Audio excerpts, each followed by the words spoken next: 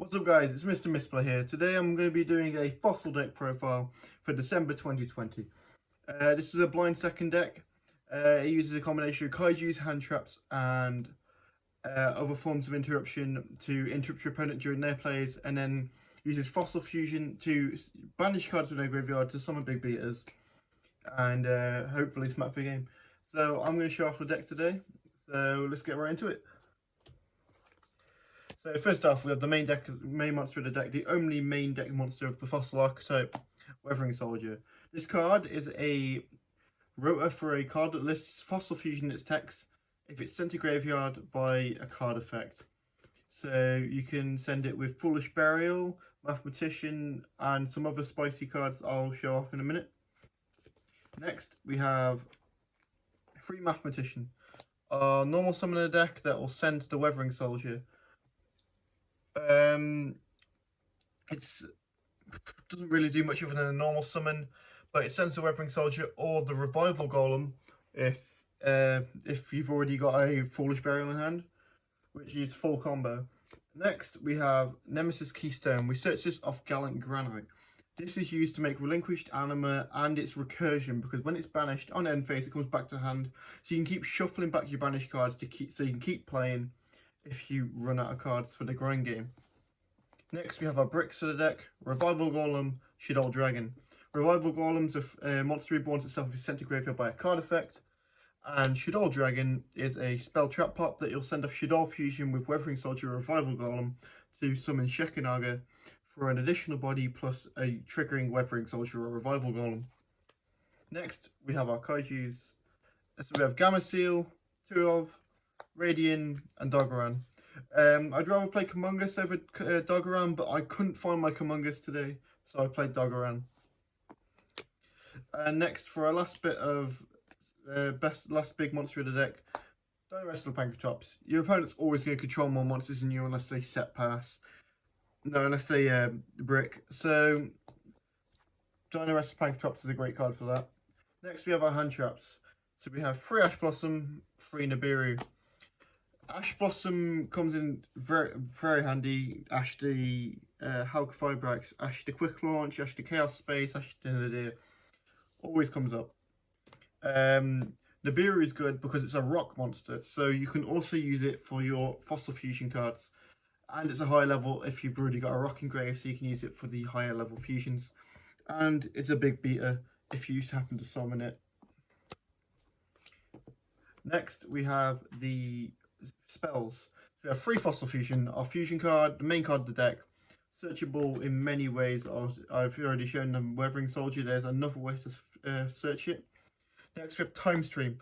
This jumps the level of a fossil card. So if you've got a level 4, it jumps up to a level 6, so it summons a level 6 from extra deck. If you've got a level 6, it summons a level 8. I may cut this down to 1, but at the moment I'm enjoying it at 2. I've not seen any problems with it at 2. Next, we have our archetypal Foolish Burial Weathering Soldier. It sends a level 4 or lower rock monster, so it can send Weathering Soldier or Revival Golem. And if Fossil Fusion's a grave, it's a draw 1 as well, which comes in handy if you need the +1s. Next, we have our next fusion card and our next Foolish Burial, Shaddoll Fusion. This summons Shekinaga by sending Dragon and one of the Earths in deck. It comes up quite a bit because you're going second, so your opponent should always have a extra deck monster on field, which comes in handy. Next, one of Foolish Burial. I'm playing 6-7 others, so I may as well play the main one. Next, we have our Interrupted Kaiju Slumbers. This is so we can wipe the board. If you open Weathering Soldier in this, you can actually normal summon Weathering Soldier, activate this, and it'll trigger the Weathering Soldier to search Fossil Fusion, which comes in handy if you don't find a way to send it to grave. Next, we have our back row removal, 3 Cosmic Cyclone, pay 1,000 life points, banish your card. Always comes up because there's always some form of back row. Next, the last card in the deck, Infinite Impermanence. Because it's a blind second strategy, you want as many hand traps as possible. I managed to fit 9 in before I got too bricky, and I quite like it. I like the ratios as they are. I may try Gamma in the main next, but at the moment I'm enjoying the hand trap ratios as they are.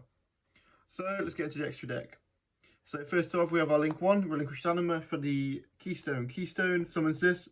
If you kaiju them, you can choose the kaiju to be in the zone in front of the extra monster zone and steal it. So you don't give them a big monster because you're going to steal it straight back. Cross Sheep, because you're going to be fusion summoning, you can spec monsters back from the grave, which helps you link climb up to an access code. Next, we have Nightmare Unicorn. You want to get rid of as many cards on field as possible, so you go Anima or just straight into Cross Sheep, into Unicorn, spin one back, and then into access code to wipe out the rest of the board. So it'll be 5,300.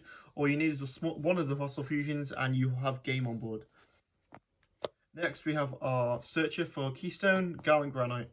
You're playing 2 level 4 rocks. If you summon a rock level Weathering Soldier back off of the Cross Sheep, you can then use Revival Golem and that to make this. Next, we have our level 4 fusion. So we have Skullgar and Skullbone. Skullbone searches Time Stream if it's in grave, and you have to use monsters from. You can use monsters from either player's graveyard to summon this one. Fossil Skullgar has to use monsters. Has to use the rock from yours or your opponent's graveyard, and the level 4 or lower has to be in your opponent's graveyard. This one's the main one you want. This one very rarely comes up. Next, we have our Skull Knight. This one more comes in handy in Dogmatica matchup. It doesn't really do much in your own because you very rarely summon it. Unless you have Time Stream in hand, you very rarely summon this. It comes up, it's a pop by banishing it from your graveyard. I haven't used it much unless I'm against Dogma because I'll send 2 when they activate Maximus, but that's about it.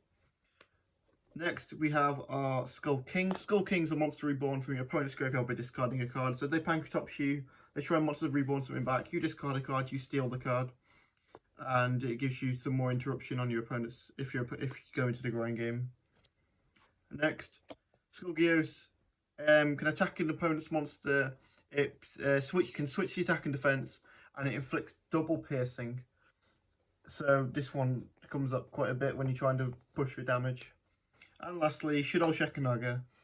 This one is just for the fossil Shaddoll fusion target. This effect is never used, but it's a free body off the fossil fusion, the Shaddoll fusion that can go into the link climb, which comes in handy. Yeah, so that's it for the Fossil 2020 December deck profile. If you have any questions, leave a comment. If you feel like it, like, subscribe, help support the channel, show me that you like and enjoying the videos. Thank you for watching.